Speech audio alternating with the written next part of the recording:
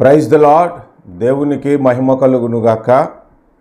ఈ విధముగా ఆన్లైన్లో ఉదయకాలమున మీతో వాక్య పరిచయం చేయటానికి ప్రభువు నాకు ఇచ్చిన ధన్యతను బట్టి ప్రభువుకి నేను స్తుతులు చెల్లిస్తున్నాను.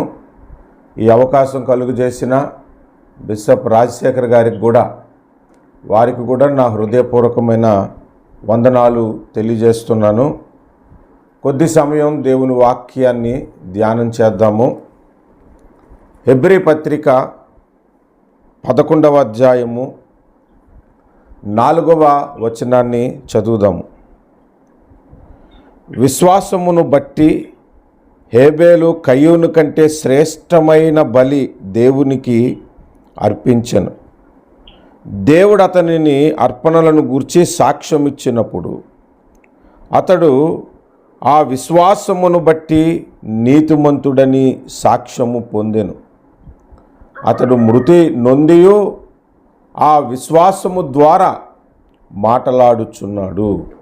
ప్రార్థన చేసుకుందాము. కృపగలిగిన తండ్రి, నీకు వందనాలయ్యా, స్తోత్రాలు చెల్లిస్తూ ఉన్నాను. నీ వాక్యము మాట్లాడుతూ ఉండగా నీ పరిశుద్ధాత్మ శక్తితో ప్రభావముతో నా ద్వారా ఆన్లైన్లో ఉన్న సహోదరులకును తర్వాత వినబోతున్న వారందరికీ మీరు మాట్లాడమని ప్రార్థిస్తున్నాను. మాతో మాట్లాడండి, మమ్మల్ని బలపరచమని యేసు నామమున ప్రార్థిస్తున్నాము పరమ తండ్రి, ఆమేన్. ప్రభునందు ప్రియులారా, హేబేలు గురించి చాలా ప్రాముఖ్యమైన విషయాలు బైబిల్లో ఉన్నాయి. ఈరోజు హేబేలును ఉద్దేశించి మనం ఏం నేర్చుకోవచ్చో కొన్ని మాటలు మీ ముందుకు నేను తీసుకొని వస్తాను. మొదటిగా ఆయనను గూర్చిన నేపథ్యం మనందరికీ తెలిసిందే. ఆదాము అవ్వలకు రెండవ సంతానముగా బైబిల్లో మనకి కనబడుతుంది. మొదటి సంతానము కయీను అయితే రెండవ సంతానము హేబేలు. వీళ్ళిద్దరూ కూడా దేవునికి అర్పణలు అర్పించారు. హేబేలు అర్పణ దేవునికి చాలా ఆదరణ కలిగించింది, సంతోషం కలిగించింది, మహిమపరచబడింది. కానీ కయీను అర్పణ దేవుడు తృణీకరించాడు. అందును బట్టి కయీను చిన్నబుచ్చుకున్నాడంట. ఆ కోపముతో హేబేలును చంపేశాడని మనం ఆదికాండము 4వ అధ్యాయంలో చూస్తున్నాం. ఇందులో నుంచి మీకు నేను నేర్పించాలి అని ప్రభు నాకు తెలియజేసిన మాటలు మొట్టమొదటిగా చూస్తే, బైబిల్ అంతటిలో ఫస్ట్ టైము ప్రార్థించిన వ్యక్తిగా మనకు హేబేలు కనబడతారు. కొంతమంది అసలు ప్రార్థన ప్రారంభమైందే హేబేలు నుంచి కాదండి, మీరు కావాలంటే బైబిల్లో నుంచి చూడండి. ఆదికాండం 4వ అధ్యాయము 26వ వచనములో, మరియు సేతునకు కూడా కుమారుడు పుట్టెను, అతనికి ఏనోషు అని పేరు పెట్టెను. అప్పుడు యెహోవా నామమున ప్రార్థన చేయుట ఆరంభమైనది అని చెబుతారు. నేను అంటుంది, ఎప్పుడు ప్రారంభమైంది ప్రార్థన అంటే ఏనోషు పుట్టినప్పుడు జరిగిందంటే ఏనోషు ప్రార్థించాడని కాదు అర్థం. ఏనోషు పుట్టినప్పుడు ప్రార్థన యెహోవా నామమున ప్రారంభమైందంతే. కానీ దానికి ముందు ప్రార్థన అనేది ఉన్నది. దానికి ముందు ప్రార్థన జరిగింది. అది ఎవరు చేశారు అంటే మొదటిగా హేబేలు ప్రార్థన చేశాడు అని మనం చెప్పుకోవాలి. సరే, ఈ మాట మనం చెప్పినప్పుడు కొంతమందికి ఒక అనుమానం వస్తుంది. హేబేలు చనిపోయిన తర్వాత ఆయన రక్తము మొర్రపెట్టింది కానీ హేబేలు ప్రార్థన చేయలేదు కదండి, అది మనం ఎలా పరిగణలోనికి తెచ్చుకుంటాం అని నేను ఒక మాట అడుగుతాను. ఎవరినైనా కొట్టామనుకో, నేను కొట్టలేదండి నా చేయి కొట్టిందని అంటావా? అనం కదా. మరి మనిషి అంటే 3 భాగాలు: శరీరము, ఆత్మ, ప్రాణము. దీనినే క్రొత్త నిబంధనలో ప్రాణానికి బదులు జీవము అని వ్రాయబడి ఉంది. సరే, ఇప్పుడు మనం గమనిస్తే హేబేలే ప్రార్థన చేశాడు. ఎందుకంటే ఆయన ప్రాణము మొర్రపెట్టిందన్నమాట. ఆయన రక్తము మొర్రపెట్టిందంటే అర్థము ఆయన ప్రాణము మొర్రపెట్టిందని. లేవికాండము 17వ అధ్యాయము 11వ వచనంలో బైబిల్ ఏం చెప్తుందంటే, చూడండి, నేను చదువుతాను. లేవికాండము 17వ అధ్యాయం 11వ వచనము. రక్తము దేహమునకు ప్రాణము, మీ నిమిత్తము ప్రాయచిత్తము చేయునట్లు బలిపీఠము మీద పోయుటకై దానిని మీకు ఇచ్చి తిని, రక్తము దానిలోనున్న ప్రాణమును బట్టి ప్రాయచిత్తము చేయును. చూడండి, ప్రాణం ఎక్కడుంటుంది అని అంటే రక్తములో ఉంటుంది అని మనకు ఆ వచనం కనబడుతుంది. అంటే హేబేలు చనిపోయిన తర్వాత కూడా ఆయన ప్రాణం ఇంకా ఆ బ్లడ్లో ఉంది, ఆ రక్తంలో ఉంది. ఆ రక్తం యొక్క వేడి ఇంకా తగ్గిపోలేదు. ఆ ప్రాణము యెహోవాకు మొర్రపెట్టింది, దేవునికి మొర్రపెట్టింది అని మనం గమనిస్తున్నాం. అందుకనే ఈయన మొట్టమొదటి వ్యక్తిగా, ప్రార్థన చేసిన వ్యక్తుల్లో మొదటి వ్యక్తిగా మనకు కనబడుతున్నాడు. ఆదాము హవ్వలు ప్రార్థనలు చేయలేదా అని అంటే చేసి ఉండొచ్చు, కానీ వ్రాతపూర్వకంగా బైబిల్లో మనకి కనబడుతుంది హేబేలు ప్రార్థన చేసినట్లు కనబడుతుంది. ఇంకొకటి ఏంటంటే, పుట్టుకలో మనుషుడు పుట్టిన తర్వాత ఆదాము హవ్వలు నిర్మింపబడ్డారు, దేవుని చేత చేయబడ్డారు. పుట్టిన వ్యక్తులలో మొదటిగా ప్రార్థన చేసిన వ్యక్తిగా కూడా మనకు ఇతడే కనబడుతూ ఉన్నాడు. కనుక మొదటి ప్రార్థన చేసిన వ్యక్తిగా బైబిల్లో మనకి తెలియజేయబడుతుంది. అతడి ప్రాణము మొర్రపెట్టింది అని అంటే కొంతమందికి అది అర్థం చేసుకోవటానికి బైబిల్లో నుంచి ఒక 3-4 వచనాలు మీకు చూపెడతాను. 30వ కీర్తన 11వ వచనము. 30వ కీర్తన 11వ వచనము. నా ప్రాణము మౌనముగా నుండక నిన్ను కీర్తించునట్లు నా అంగలార్పును నీవు నాట్యముగా మార్చి ఉన్నావు అన్నాడు.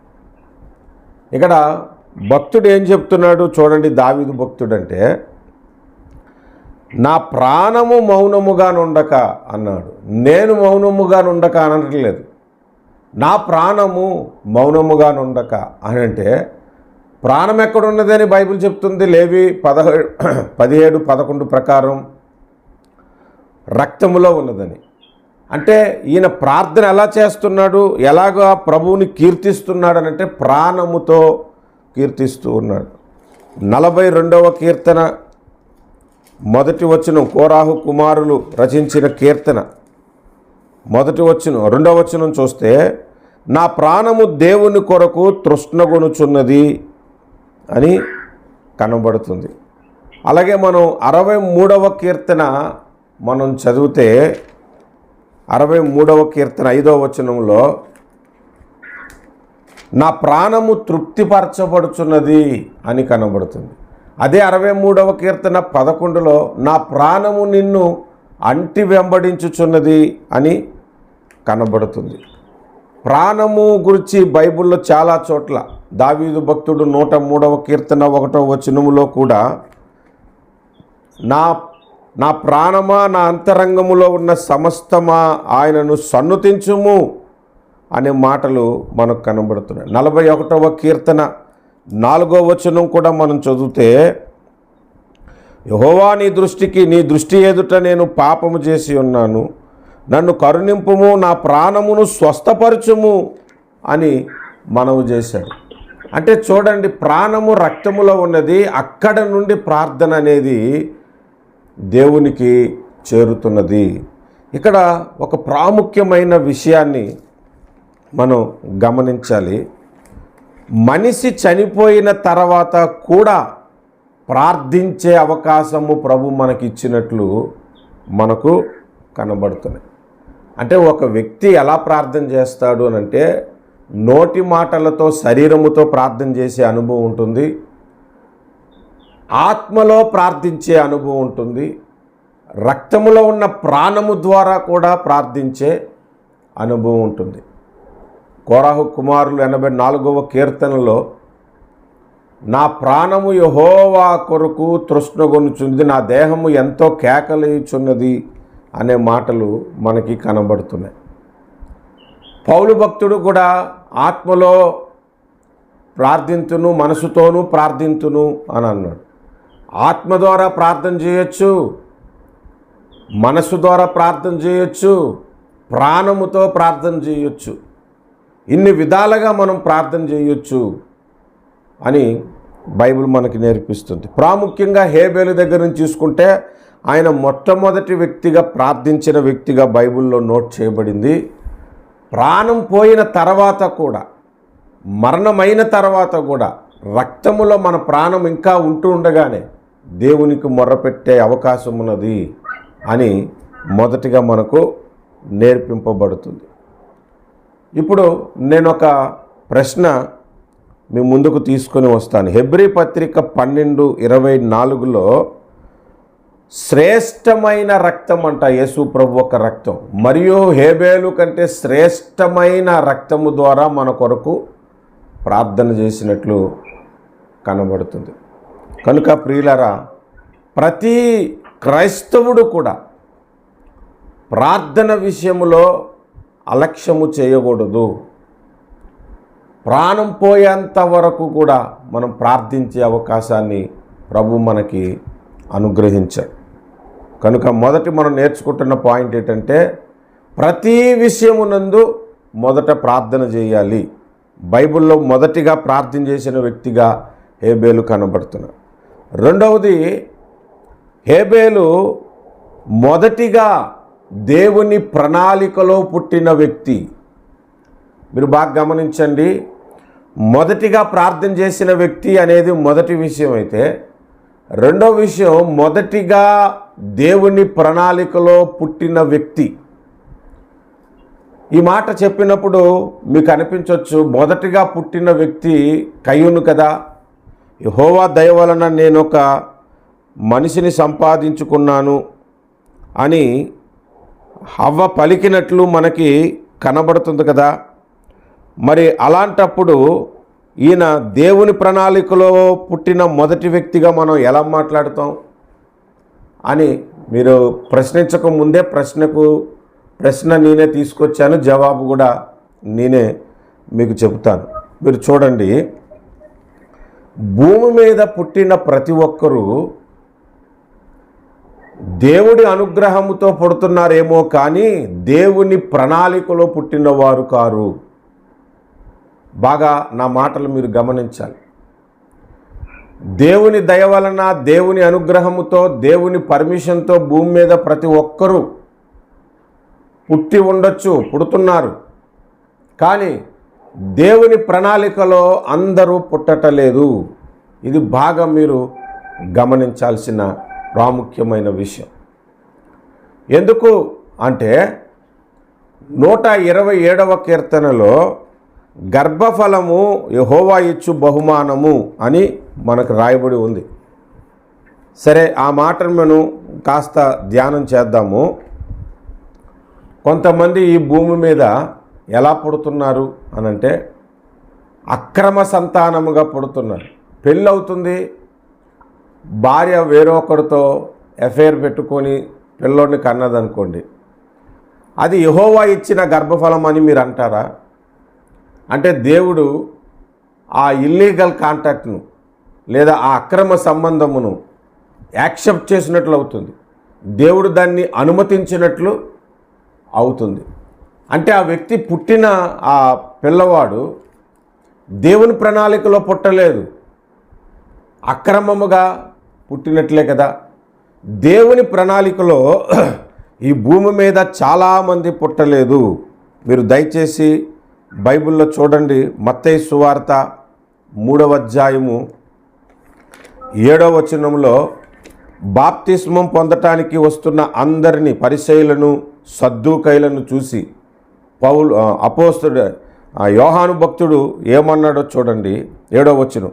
అతడు పరిసయ్యులలోను సద్దూకయ్యులలోను అనేకులు బాప్తిస్మం పొందవచ్చుట చూచి, సర్పసంతానమా, రాబోవు ఉగ్రతను తప్పించుకొనుటకు మీకు బుద్ధి చెప్పిన వాడెవడు?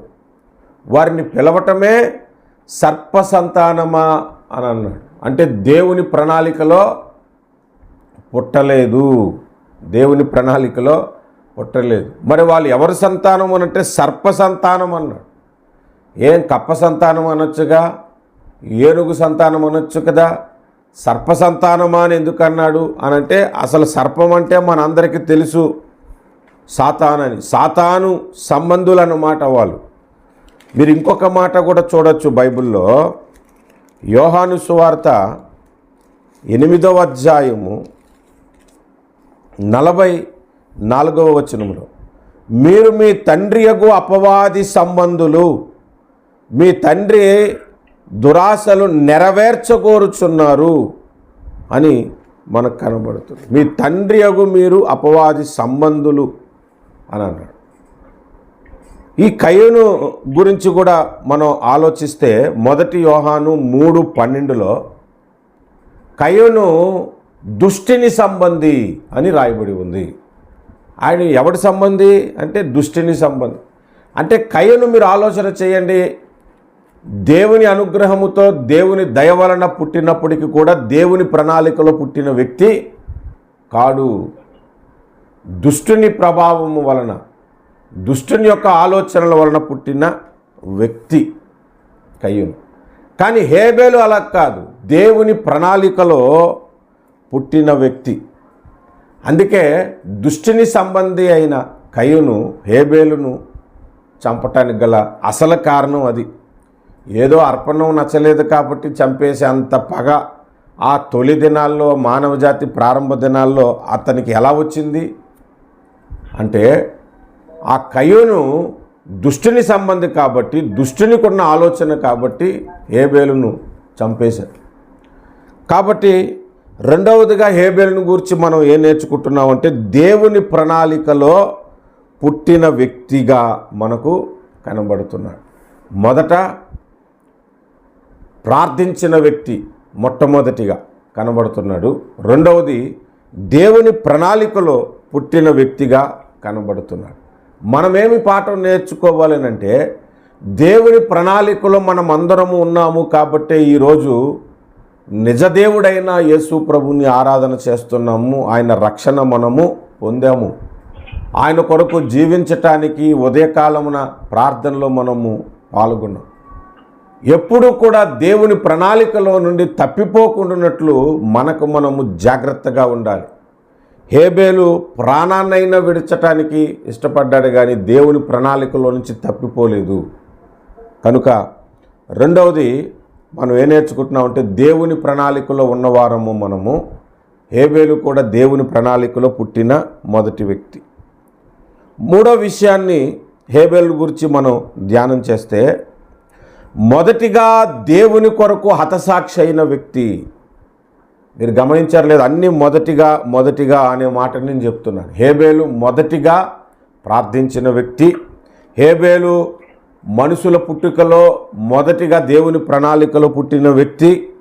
మూడవది మొదటిగా దేవుని కొరకు హతసాక్షి అయిపోయిన వ్యక్తి.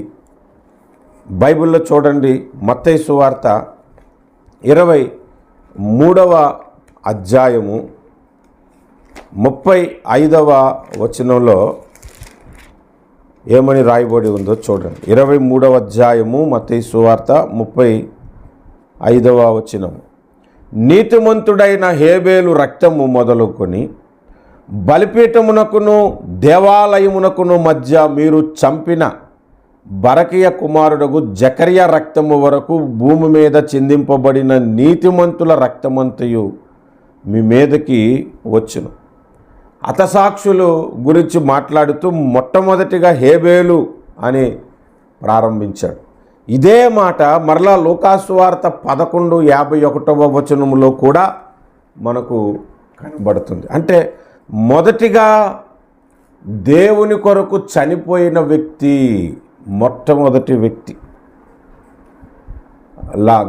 గడిచిన సంవత్సరంలో అందరికీ పబ్లిక్ అయి అందరికీ తెలిసి పగడాల ప్రవీణ్ గారు చనిపోయారు, దేవుని కొరకు హతసాక్షి అయ్యారు అని బాగా మన క్రిస్టియన్స్ అందరూ కూడా ర్యాలీలు చేశారు. అందరికీ తెలిసి హతసాక్షి అయ్యాడని సంగతి ఈ రోజుల్లో ఇప్పుడున్న సోషల్ మీడియాను బట్టి తెలిసింది. కానీ ఇప్పటికీ కూడా దేవుని కొరకు చనిపోతున్న వాళ్ళ లిస్టు చాలామందికి తెలియదు. నార్త్ ఇండియాలో నేను సువార్తకు వెళ్ళినప్పుడు నేను తెలుసుకున్నది, ప్రభువుని నమ్ముకున్నందుకు కొట్టి చంపేసిన వాళ్ళ లిస్టు చాలామంది ఉంది. అసలు పేపర్కి రాలేదు, న్యూస్లో కూడా రాలేదు, సోషల్ మీడియాలో కూడా రాలేదు. అలాగూ చాలామంది క్రైస్తవులు ఇదివరకే చనిపోయినటువంటి వారు ఉన్నారు. హేబేలు అందులో మొదటి వ్యక్తి. హతసాక్షులందరికీ అతడు ఒక మాదిరి. చనిపోయినా మనం ప్రార్థించవచ్చు, చనిపోయిన తర్వాత కూడా మనకు జీవమున్నది, ప్రభు దగ్గరికే మనం వెళ్ళిపోతాం అనే ఒక గొప్ప సాక్ష్యము కలిగిన వ్యక్తి మొదటిగా క్రీస్తు కొరకు, దేవుని కొరకు హతసాక్షి అయిన వ్యక్తిగా మనకు కనబడుతున్నాడు.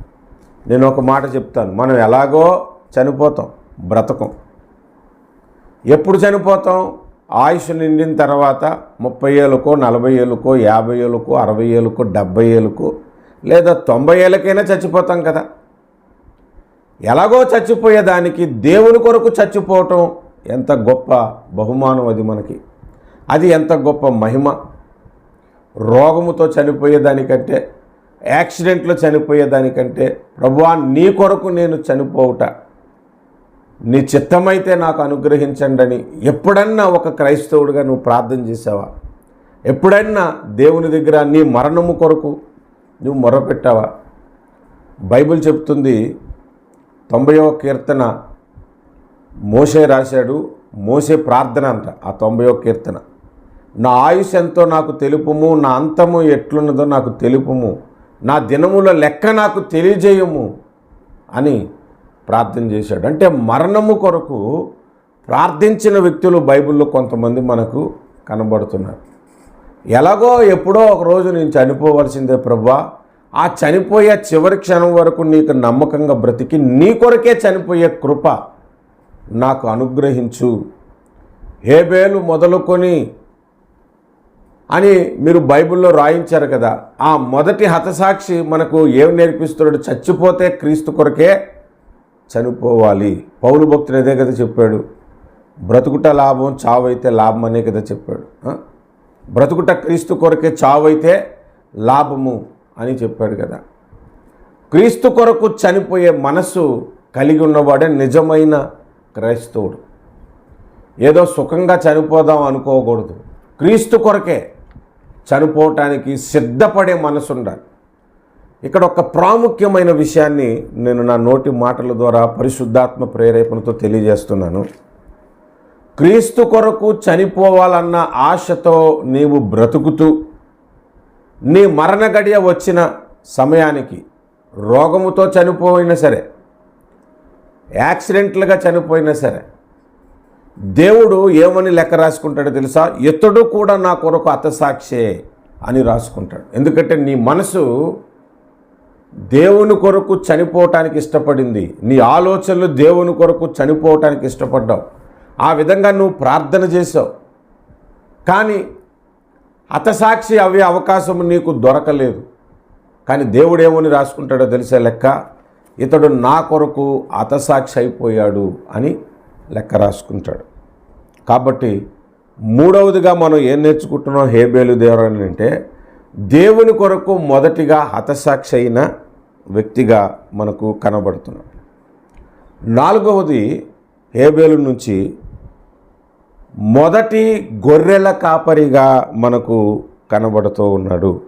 అతడు గొర్రెలను మేపుకుంటున్నాడంట. మొదటి గొర్రెల కాపరిగా బైబిల్లో మనకు అతని గురించి రాయబడి ఉంది. బైబిల్లో హేబేలు మొట్టమొదటి వాడండి గొర్రెలు కాసిన వాడిలో.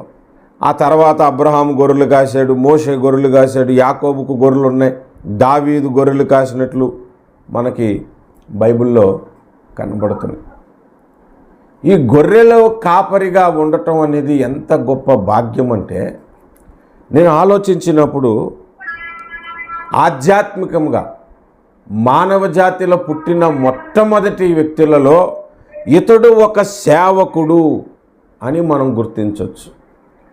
మొదటి సేవకుడు పుట్టిన వ్యక్తులలో నేను ఆదాము పుట్టిన ఆదాము నిర్మింపబడ్డాడనేది మనం గుర్తుపెట్టుకోవాలి. నీలాగా నాలాగా పుట్టిన వ్యక్తులలో దేవుని సేవ జరిగించిన వ్యక్తిగా మొదటి వ్యక్తిగా ఇతన్ని మనము గుర్తించవచ్చు. ప్రతి ఒక్కరము కూడా దేవుని సేవ చేయాలండి. సేవా పిలుపున్నవాడు సంఘం కట్టాలి. సేవా పిలుపున్నవాడు దేవుని పరిచర్యను తుదముట్టిస్తాడు. కానీ దేవుని సేవ చేయటానికి సేవా పిలుపు కొన్ని సందర్భాల్లో అవసరం లేదు. నీ ఆసక్తితో కూడా చేయొచ్చు. ఇది కాస్త గమనించండి. ఆసక్తితో దేవుని పరిచర్యలో మనం పాల్గొని దేవుని సేవ చేయొచ్చు. కానీ దేవుని పిలుపుంటే మాత్రమే సంఘము కట్టాలి. దేవుని పిలుపు లేకుండా సంఘము మనము కట్టకూడదు. దేవుని పిలుపు లేకుండా సంఘాన్ని కట్టొద్దు. కానీ దేవుడు పిలుపు లేకపోయినా నీకు ఆసక్తితో దేవుని సేవకు సహకరించవచ్చు. దేవుని సేవలో నీవు పాలిభాగస్తుడువు కావచ్చు. ఎందుకంటే సేవ అనేది ప్రతీదీ కూడా దేవుని సేవ చేయటానికి దేవుడు ఈ భూమి మీద ఏర్పాటు చేశాడంట. 119వ కీర్తన 91వ వచనము మీరు చూడండి. మీరు ఆ మాటను నోట్ చేసుకోవచ్చు కూడా. సమస్తమును నీకు సేవ చేయుచున్నవి అని కనబడుతుంది. సమస్తమును అనంటే భూమి మీద సృష్టింపబడిన ప్రతి వస్తువు కూడా దేవుని సేవ కొరకే.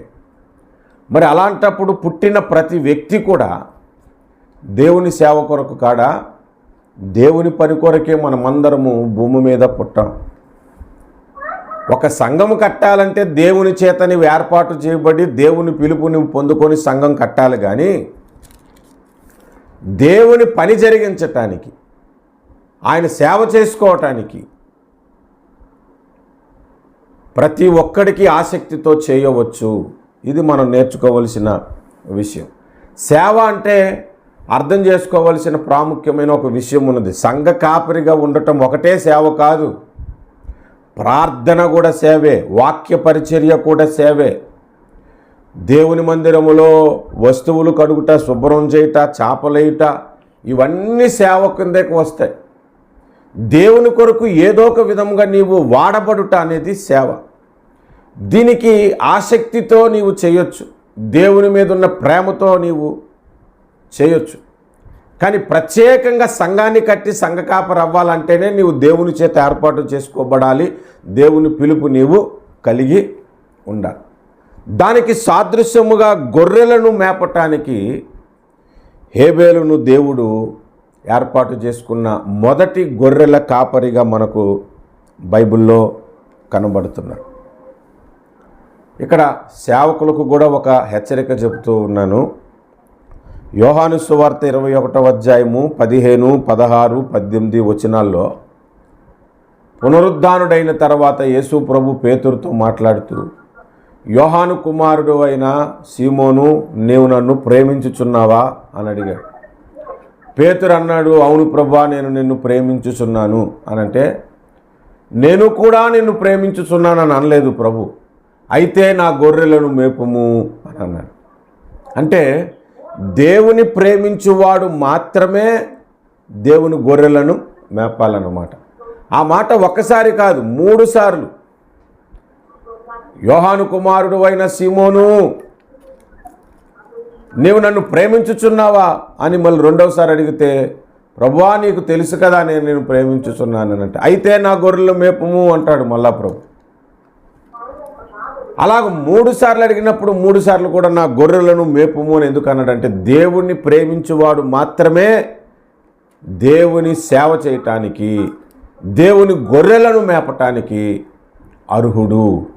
ఈనాడు వాక్య పరిచర్య చేస్తూ గొర్రెలకు మేత వేస్తున్న వాళ్ళందరూ దేవుని ప్రేమించే వాళ్ళు కాదండి.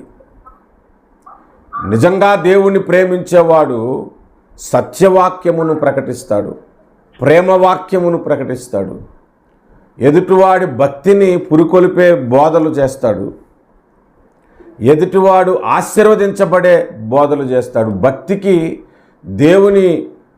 భక్తిలో మునిగిపోయే బోధలు మాత్రమే చేస్తాడు. స్వలాభము కొరకు బోధించేవారు ఈనాడు ఉన్నారు, కీర్తి కొరకు బోధించేవారు ఉన్నారు. నాలాగా ఎవరు బోధించలేరు, నేనే నెంబర్ 1 అనిపించుకునటానికి కొత్త కొత్త విషయాలను కనిపెట్టి బోధించే వాళ్ళు ఉన్నారు. ఈ బోధలన్నీ దేవుడు లెక్కేయడు. దేవుడు నిజంగా ఆత్మలను బలపరచటానికి ఏ విధమైన ఆహారమును పెట్టి ఆత్మ సంబంధమైన గొర్రెలుగా ఉన్న మనలను ఎటువంటి వాక్య పరిచర్యతో బోధిస్తూ ఉన్నామో అది మాత్రమే లెక్కేసుకుంటాడు, అది మాత్రమే దేవుడు దృష్టి పెడతాడు. కనుక మనం 4వదిగా ఈ గొర్రెల కాపరి, మొదటి గొర్రెల కాపరిగా హేబేలు కనబడుతున్నాడు కదా. అక్కడ మనం ఏం నేర్చుకుంటున్నామంటే దేవుని గొర్రెలకు నిజమైన వాక్యమును బోధించేవాడుగా మనం ఉండాలి అనేది మనం 5వదిగా మనం నేర్చుకుంటూ ఉన్నాం. 6వ విషయానికి మనం వెళ్దాము. 6వ విషయానికి దేవుని మెప్పు పొందే అర్పణ మొట్టమొదటిగా బైబిల్లో ఇచ్చిన వ్యక్తిగా మనకు కనబడుతున్నాడు. అతని అర్పణను దేవుడు అంగీకరించాడంట.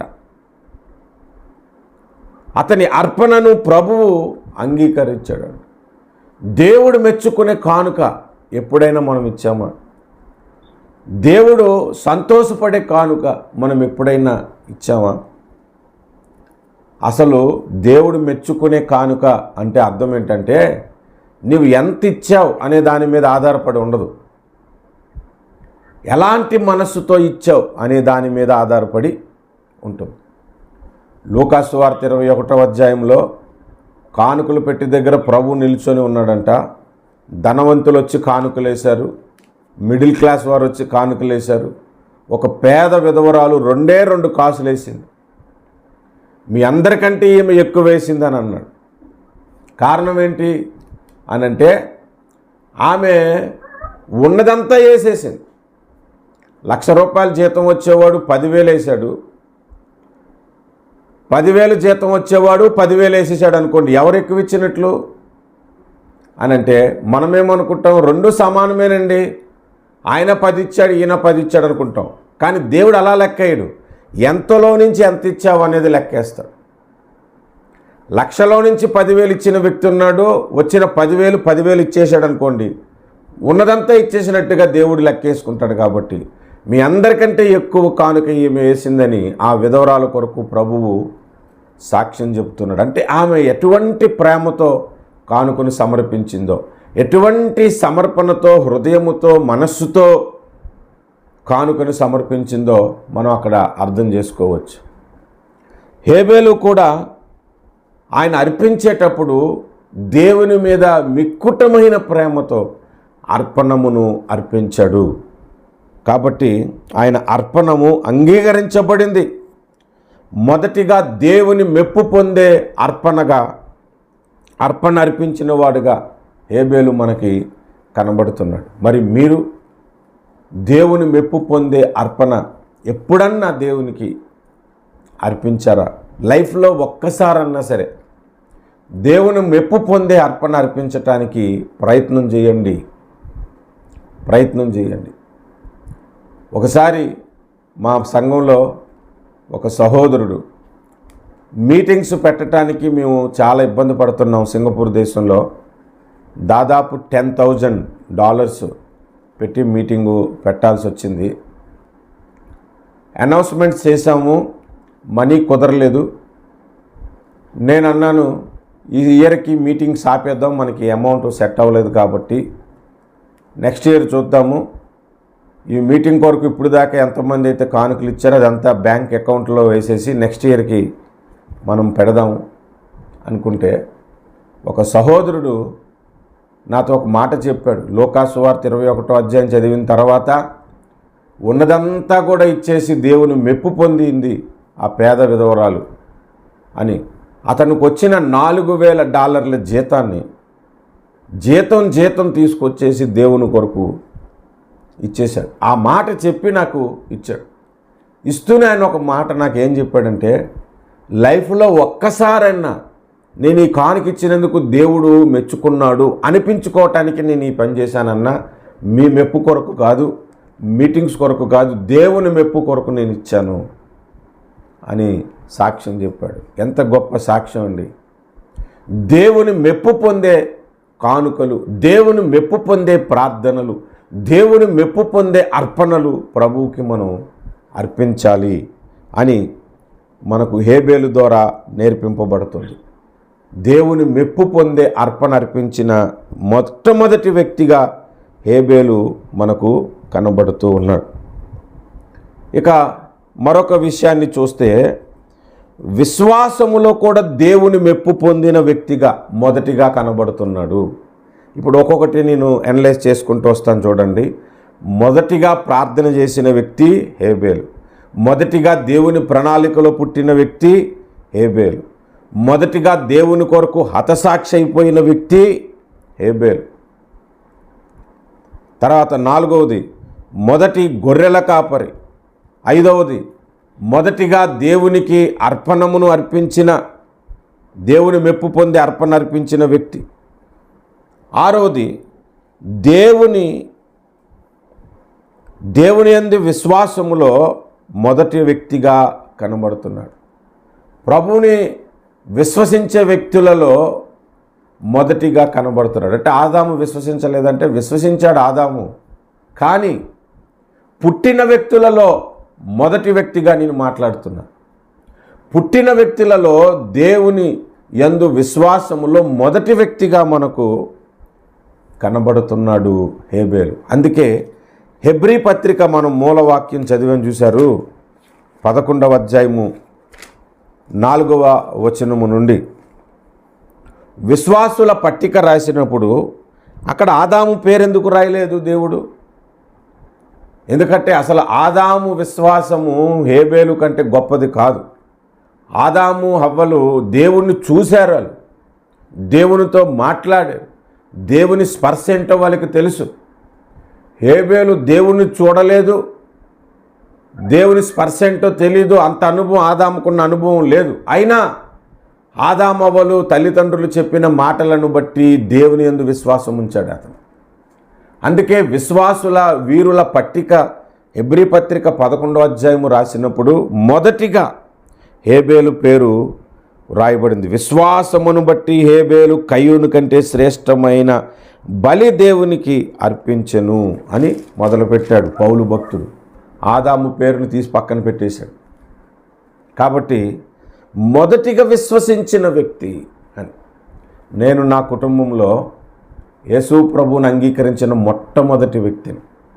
మా నాన్న కాదు, మా అమ్మ కాదు, మా తమ్ముళ్ళు కాదు, నేనే యేసు ప్రభువుని మొదట అంగీకరించి రక్షణ పొంది, నేను ప్రభువుని నమ్ముకుంటేనే మనకు పరలోకం అని మా ఇంట్లో వాళ్ళకి నేను చెప్పుకున్నాను. 19 years అప్పుడు. నేను రక్షణ పొందిన తర్వాతే మా నాన్న, మా అమ్మ, మా తమ్ముడు బాప్తిస్మాలు పొందారు. చెప్పుకోవటానికి మొదటగా నేను రక్షణ పొందానని చెప్పుకోవటానికి నాకు పనికొస్తుంది.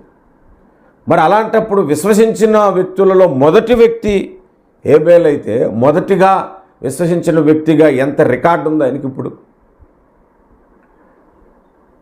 దేవుని యందు విశ్వాసం ఉంచుటలో మొదటి వ్యక్తిగా ఏ కార్యములోనైనా నేనుంటాననే ఆలోచన మనం కలిగి ఉండాలి. విశ్వాసుల వీరుల పట్టికలో ఆనాడు దేవుడు ఎలాగైతే రాయించాడో అలాంటి విశ్వాసము నేను కలిగి ఉండాలి, మొదటి వ్యక్తిగా ఉండాలి విశ్వాస విషయములో అనే ఆలోచన మనం కలిగి ప్రభువుకి ఎప్పుడు ప్రార్థన చేస్తూ ఉండాలి. విశ్వాసము లేకుండా దేవునికి ఇష్టలై ఉండలేము. విశ్వాసము లేకుండా మనకు రక్షణ కలగలేదు. ఆత్మ ఫలము చెప్పినప్పుడు అందులో ఒకటి విశ్వాసము.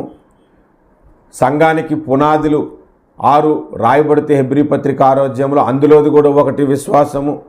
అసలు విశ్వాసము లేకుండా పరలోకానికి మనం చేరలేము అని బైబిల్ చెప్తుంది. అలాంటి ఆ విశ్వాసములో ఎప్పుడు తొలి అడుగు మందై ఉండాలి. నమ్మే విషయంలో మొట్టమొదటి వ్యక్తిగా మనం ఉండాలి. ఒకసారి యేసు ప్రభు తెల్లవారు నాలుగవ జామున నీటి మీద నడుచుకుంటూ వస్తుంటే శిష్యులు బోట్లో ఉన్నారు. భూతం అనుకొని భయపడ్డారు. అప్పుడు ప్రభు అన్నారు, భయపడకుడి, నేనే అని చెప్పాడు. అక్కడున్న శిష్యులందరిలో మొట్టమొదటిగా పేతురు మాత్రమే, ప్రభువా నీవైతే నీ యొద్దకు నడుచుకొని వచ్చుటకు సెలవు అని అన్నాడు. మొదటి వ్యక్తి అండి ఆయన. నీటిలోనికి నడుచుకొని వెళ్ళిన వ్యక్తులలో సైకిల్ దిగినట్లుగా బోటు దిగి నీటి మీద నడుచుకుంటూ యేసు ప్రభు దగ్గరికి వెళ్ళాడు. గాలిని చూచి భయపడి తర్వాత మునిగిపోసాగాడు. కానీ అక్కడున్న శిష్యులందరిలో మొట్టమొదటి స్టెప్ ఎవరు వేశారు? పేతురు. కొన్ని సందర్భాల్లో సంఘంలో మీటింగ్ పెట్టుకొని మనం మీటింగ్స్ పెడదాం, లేదా ఉపవాస కూటాలు స్టార్ట్ చేద్దాం, అది చేద్దాం, ఇది చేద్దాం అంటే దానికి మొట్టమొదటిగా స్పాన్సర్ చేసిన వ్యక్తులు ఉంటారు. మొదటిగా విశ్వాసమును కనపరిచి మనం చేద్దాం అని ముందుకొచ్చి పనిచేసేవాళ్ళు ఉంటారు. వాళ్ళందరికీ మూల పురుషుడిగా, సాదృశ్య పురుషుడిగా ఈ హేబేలు మనకి కనబడుతున్నాడు. అందుకే విశ్వసించిన వారిలో మొదటి వ్యక్తి హేబేలు అని నేను తెలియజేస్తున్నా. ఇక చివరిగా ఒక మాట చెప్పి 7వ మాట నేను చెప్పి ముగిస్తాను. ఏంటంటే, యేసు యొక్క శిలువ మరణమునకు, ఆయన కార్చిన రక్తమునకు సాదృశ్యమైన వ్యక్తులలో మొదటి వ్యక్తి హేబేలు. అఫ్కోర్స్ యేసు ప్రభువుకి ఆదాము కూడా సాదృశ్యమే. ఎందుకంటే ఆదాము మొదటి మనుషుడు, యేసు ప్రభు కడపటి ఆదాము అని రాయబడి ఉంది. నేను యేసు ప్రభువుకి సాదృశ్యమైన వ్యక్తుల గురించి మాట్లాడటం లేదు. మోషే కూడా యేసు ప్రభువుకి సాదృశ్యమే. నా వంటి ప్రవక్త మీలో ఒకడు పుట్టునన్నాడు. దావీదు యేసు ప్రభువుకి సాదృశ్యమే. కానీ యేసు శిలువ మరణమునకు, ఆయన రక్తము కార్చటానికి సాదృశ్యమైన వ్యక్తులలో మొదటి వ్యక్తిగా హేబేలు మనకి కనబడుతున్నాడు. అందుకే హెబ్రీ పత్రిక 12:24 ఏమని రాయబడి ఉందనంటే, హేబేలు కంటే మరి శ్రేష్టముగా పలుకు ప్రోక్షణ రక్తమునకు మీరు వచ్చి ఉన్నారు అని అంటారు.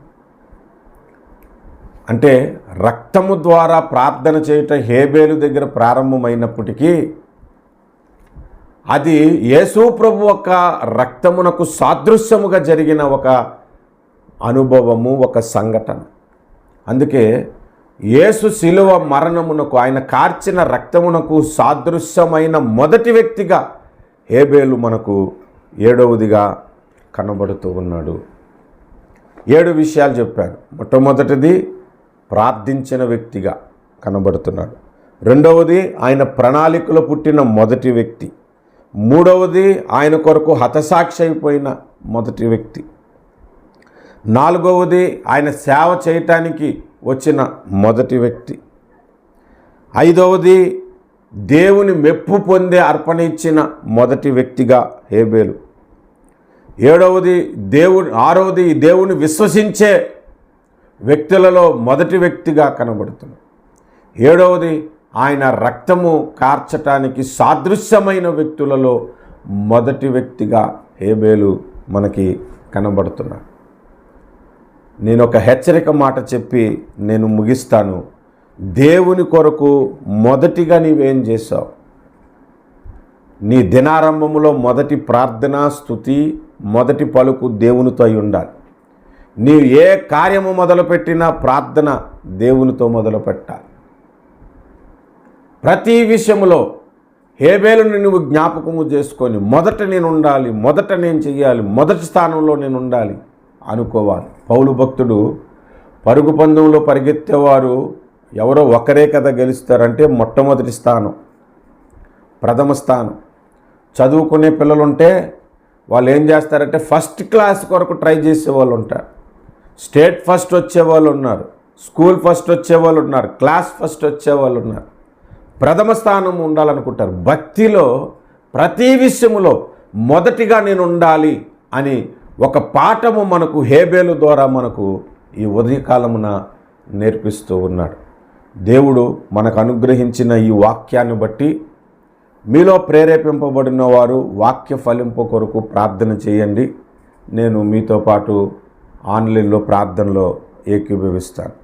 Thank you so much for giving me this good opportunity. I hand over to Pastor Bishop Rajsekhar garu. God bless. Please subscribe to our channel, press the notification button and like our videos. Thank you for watching.